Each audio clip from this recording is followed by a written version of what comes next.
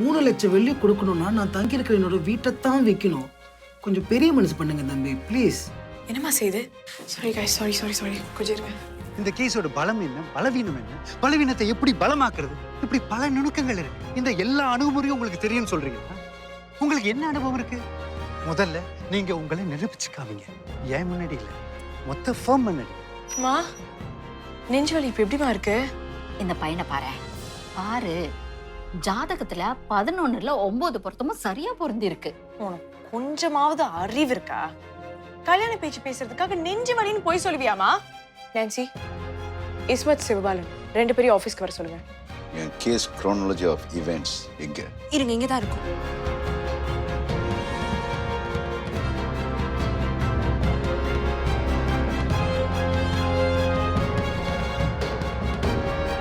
அவர் தான் நான் கேட்ட அமௌண்ட்டை ஒத்துக்கிட்டாரு கட்டுறதுக்கு. நீங்க என்ன முதலையும் திருப்பி ஆரம்பிக்கிறீங்க? ஆக்சிடென்ட் நடந்து 15 நாள் ஆகுது. இது போன சனிக்கிழமை ஒரு நாள் முழுக்க ரெக்கார்ட் பண்ண ஷோ. எல்லாத்தையும் விசாரிச்சுட்டேன் இஸ்மத்.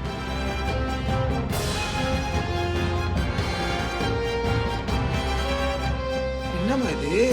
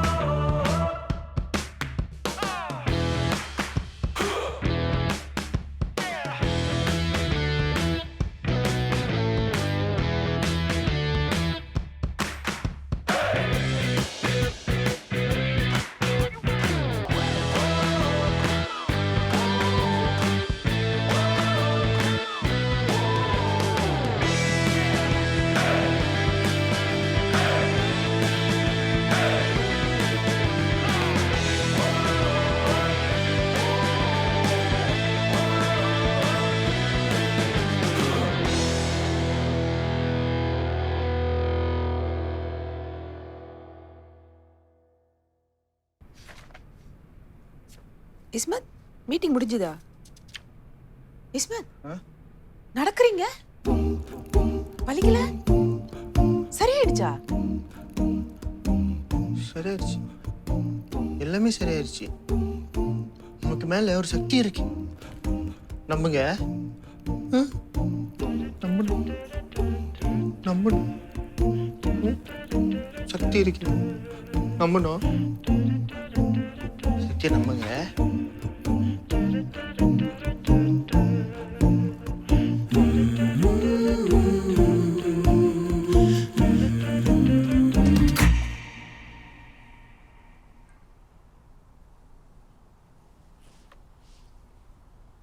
வந்த 3வது நாள்லேவா?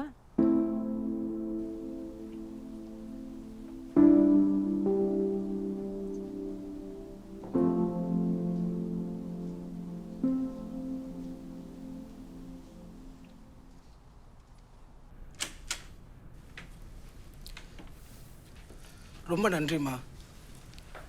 உங்களை என் தெய்வமாக பார்க்குறேன்.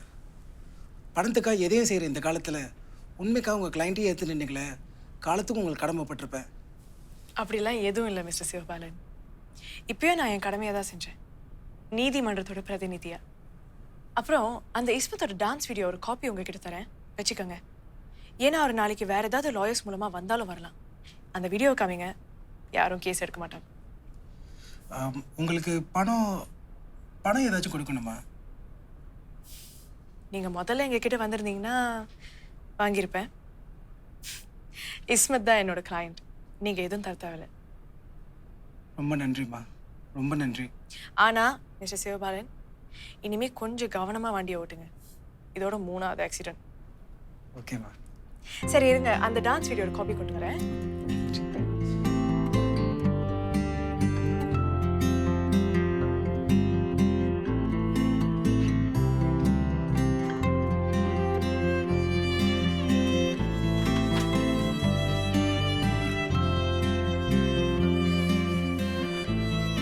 போன வேகத்துக்கு திரும்பி வர மாட்டீங்கன்னு நினைச்சேன்.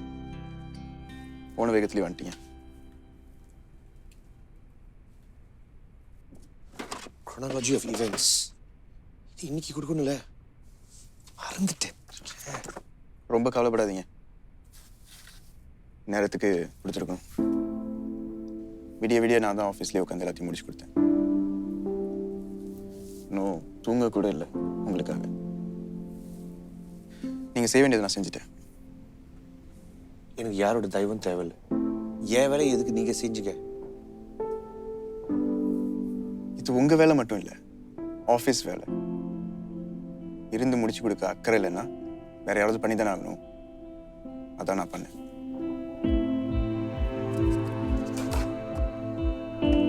அப்போ இதை நீங்கள் தான் செஞ்சீங்கன்னு மிஸ்டர் துரைக்கிட்ட சொல்லுங்க. இன்னும் வாட், நானே சொல்லிக்கிறேன். நான் செய்யாத வேலைக்கு எனக்கு கிரெடிட் தேவையில்லை. Also I owe him an apology. இங்கே பாருங்க, நீங்கள் ஹீரோ மாதிரி நடந்துக்கிட்டு என்னை மாட்டி விட்டுறாது. அதுவும் மிஸ்டர் துரைக்கு தெரிஞ்சதுன்னா. அவர் உங்களை தேடி டேபிளுக்கு வந்தப்போ கூட நீங்கள் செஞ்சாலும் நினச்சி தான் எடுத்துகிட்டு போனார். உங்களுக்கு என் கூட பிரச்சனை இருந்தால் என் கூட மட்டும் டீல் பண்ணுங்க. எல்லாத்தையும் போய் சொல்கிறதுக்கு இது ஒன்றும் ஸ்கூல் இல்லை.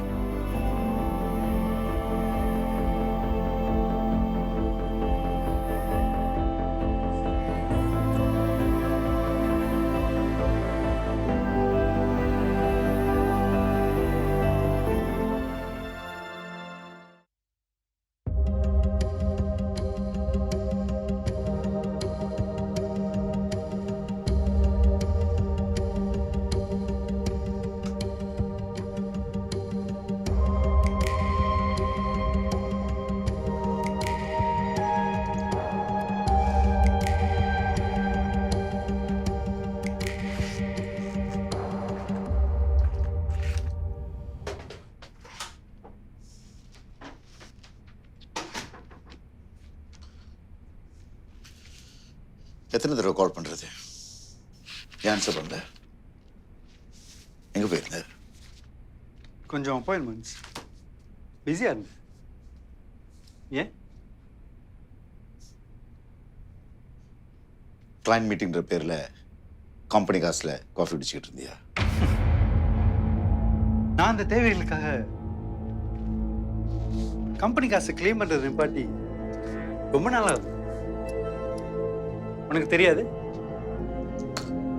எனிவே, இப்போ என்ன வேணும்? நேற்று ராத்திரி பசுபதி கால் பண்ணியிருந்தார். நான் தான் எல்லாத்தையும் அவர்கிட்ட நேரடியாக சொல்லிட்டேன். என்ன எதுக்கு ஃபோன் பண்ணாரு? ஓ, பசுபதியை தெரிஞ்சே தான் விரட்டி இருக்கீங்க. அதுவும் நான் கொண்டு வந்த கிளைண்ட். எல்லா உண்மையும் நம்மகிட்ட சொல்லாத கிளையனுக்கு எப்படி உதவி செய்ய முடியும்? ம்?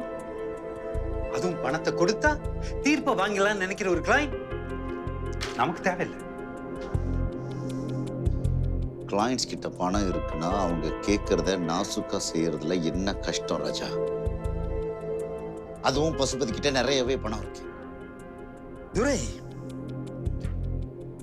நாம இந்த ஃபர்ம் ஆரம்பிச்சப்ப ஒரு மாரல் இருந்துச்சு, ஒழுக்கம் இருந்துச்சு. மறந்துட்டியா? ம்? ஷாலினியோட இந்த முடிவை நான் முழுமையா ஆதரிக்கிறேன். பசுபதி கிட்ட இருக்கிற காசுக்கு நம்ம ஃபர்ம் மாதிரி 4 ஃபர்ம் வாங்க முடியும்.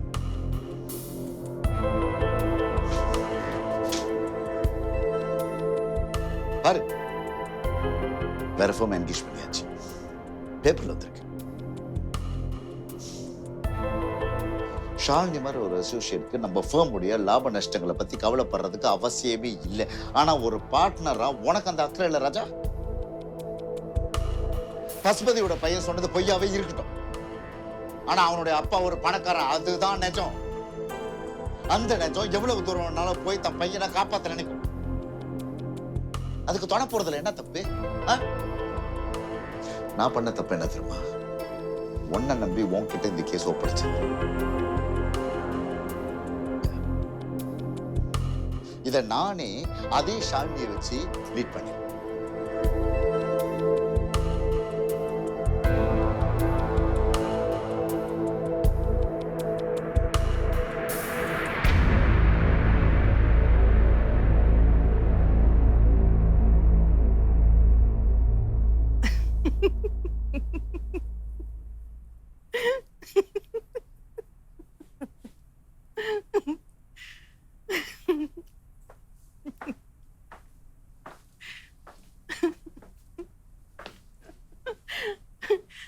நடக்க முடியல, கால் வலிக்குதுன்னு ஒரு கிளையண்ட் வருவாரு, இஸ்மத். அவரை விட்டுட்டு போன வீல் சேர். கிரட்சஸ்லேருந்து வீல் சேருக்கு மாறி வரும்போது எனக்கு ஒன்றும் புரியல. இங்க இருந்து ஓடும்போது தான் எனக்கு எல்லாமே புரிஞ்சுது. வெயிட் நென்சி, இஸ்மத் எதுக்கு இங்கேருந்து ஓடணும்? நென்சி நெல்லு, நான் உன்கிட்ட பேசணும். Nancy wait, I need to talk to you. Nancy நெல்லு, நென்சி.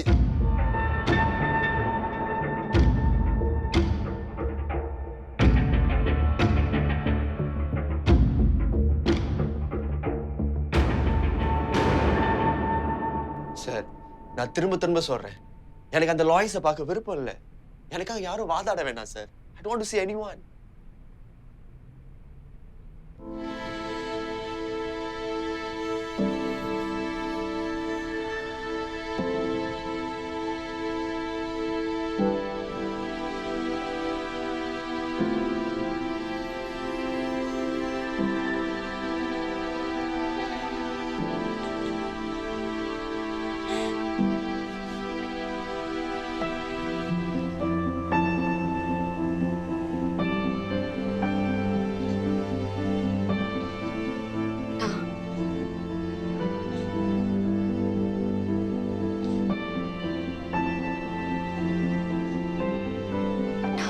சொல்லியும் நீ மாறல.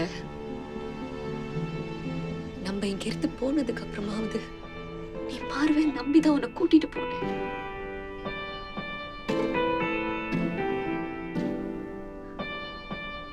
நான் அவசரப்பட்டுட்டேனா சக்தியா?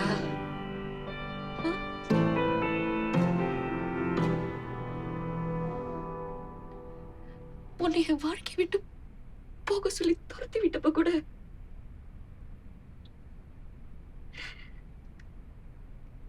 எனக்கு வேற எந்த வழியும் தெரியல.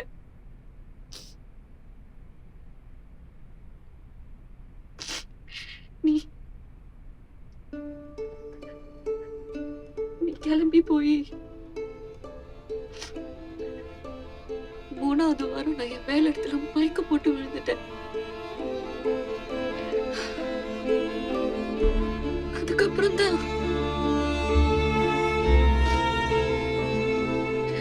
குழந்தைய சுமக்கிறது எனக்கே தெரிய வந்தது.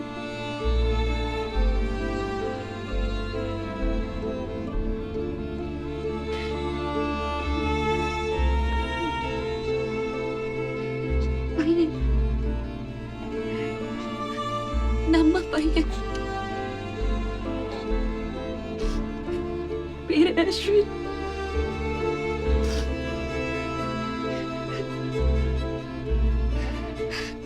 சக்தியா, உன்னை விட்டு தூரமா போக போகத்தான் இன்னும் பக்கத்திலே இருக்கணும்னு எனக்கு தோணுது.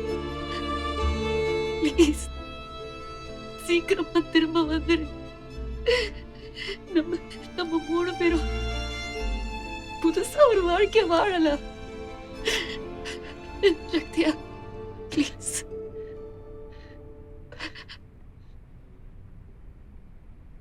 நம்ம வாழ்க்கையை பாத்தியா கோமதி? நானும் நீயும் நிறைய வாட்டி சண்டை போட்டு புரிஞ்சிருக்கோம். அப்பெல்லாம் நான் உங்ககிட்ட எனக்கு இன்னொரு சான்ஸ் கொடு, வாய்ப்பு கொடுன்னு கேட்டு வருவேன். உண்மையா இருந்தேன்னு தெரியல, ஆனா நீ என்னை ஏத்துக்கிட்ட. இப்போ எல்லாம் முடிஞ்சு போச்சு கோமதி. உண்மையா உன் கூட உன் பையன் கூட வாழணும்னு ஆசை.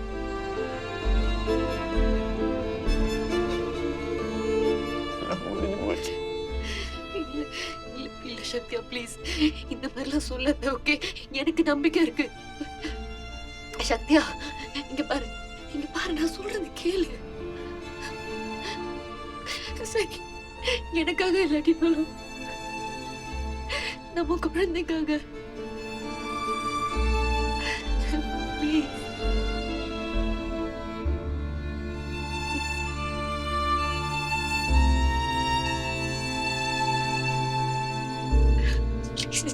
முடியாது.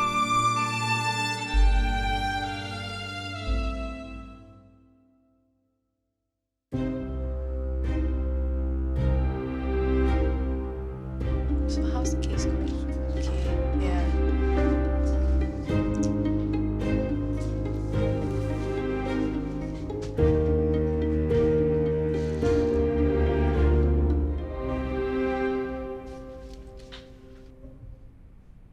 ஓகே காய்ஸ், நான் நேர விஷயத்துக்கு வரேன். Geeta, I heard our client, Ismath, walked out on us. என்னாச்சு? Illa sir, he actually ran out on us.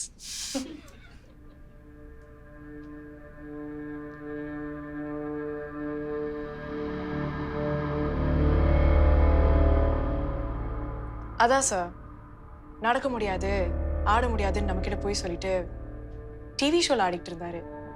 சனிக்கிழமை ரெக்கார்ட் பண்ண ஷோ நான் டிவியில பார்த்தேன். அதை பத்தி கேட்டேன். அப்பதான் கீதா, இந்த டிவி ஷோ டீட்டெயில்ஸ்லாம் நீங்க தான் துப்பறிஞ்சு சேகரிச்சிங்களா? உங்களுடைய ஆதாரங்கள்லாம் தூக்கி குப்பையில போடுங்க. as a client, இஸ்மத் நம்மள்ட்ட சொன்னது அவர்னால நடக்க முடியலன்னு. மெடிக்கல் மேமோவோ அதை தான் சொல்லுது. பின்ன எதுக்காக பர்டிகுலர்லி இந்த டாக்டர்கிட்ட நான் அவரை அனுப்புனேன்னு நீங்க நினைக்கிறீங்க?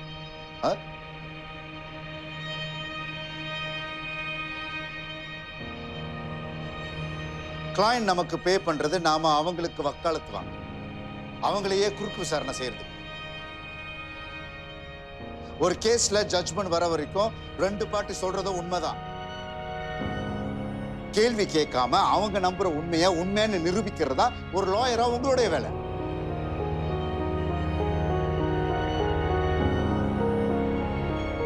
வேணா நாளைக்கு நம்ம ஆபீஸ் வாசல்ல ஒரு சைன் போர்ட் போடுங்கள, உண்மையை பேசுறவங்க மட்டும் தான் உள்ளுக்கு வர முடியும்.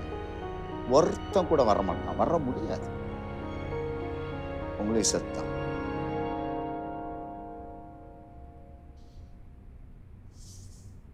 No client is an angel. Neither are we.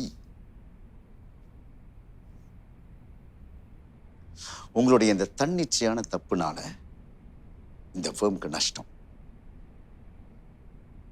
And அந்த நஷ்டத்தை ஈடுகட்ட இன்னிலேருந்து you all are going to bring in business. All on your own. அப்படி முடியலன்னா இஸ்மத் ஓடி போன மாதிரி நீங்களும் இந்த ஆபீஸ் ஓடி போலாம். No problem.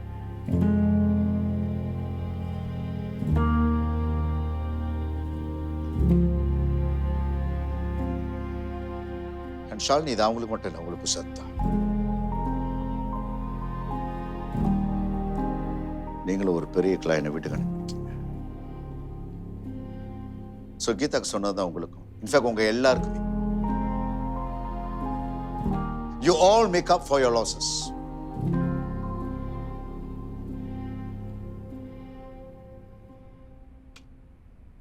ஹரி, ஏதாவது சொல்லணுமா? ஒன்றும் இல்லை. நான் வேணா சொல்லட்டுமா? அடுத்தவங்களுக்கு கொடுக்கப்பட்ட வேலையெல்லாம் வழியை போய் இழுத்து போட்டு நீங்க செய்றீங்களா? அவ்வளவு ஃப்ரீயா நீங்க? என்னுடைய கேஸ் குரோனாலஜி ஆஃப் இவெண்ட்ஸ், யாரை செய்ய சொன்ன, யாரும் செஞ்சு கொடுத்தது. துரை, சொல்லுங்க ராஜு. எப்போதுமே உண்மையை மட்டும் விரும்புற நம்புற உங்களுடைய டீம் வாயடிச்சு போய் உட்காந்துருக்காங்க. எனவே ராஜா, உங்களுக்கு ஏதாவது முக்கியமான மீட்டிங், காஃபி மீட்டிங் அப்படி இருந்துச்சுன்னா நீங்க போலாம். No problem. இது official meeting, just casual meeting. நான் ஹேண்டில் பண்ணிக்குவேன், நீங்க போலாம்.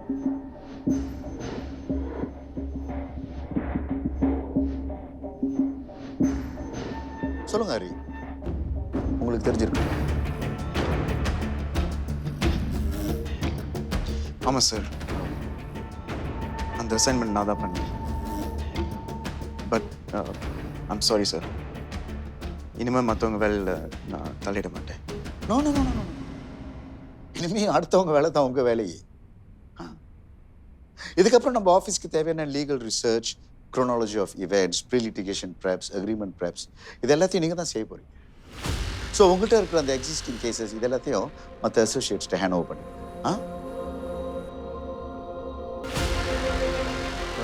சார் நான் உதவி பண்ணலான்னு தான் பண்ணேன். ஓ, அதே உதவி தானே இப்போ நான் செய்ய சொல்கிறேன் உங்களை. அப்புறம் இந்த ஆஃபீஸோட லிட்டிகேஷன் ஃபைல், இதுக்கப்புறம் அதையும் நீங்கள் தான் பண்ணணும்.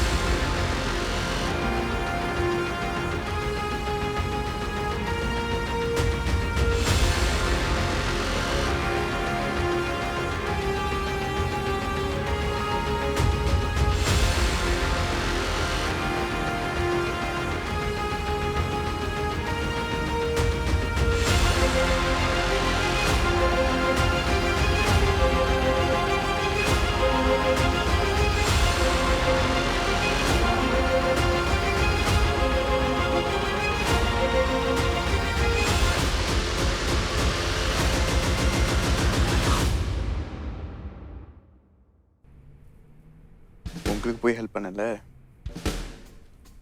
எனக்கு இது தேவைதான். எல்லாத்தையும் போட்டுட்டு காணா போனீங்களே, அப்படியே விட்டுருது. இப்போ இதுக்கு ஏன் தப்பாயிடுச்சு?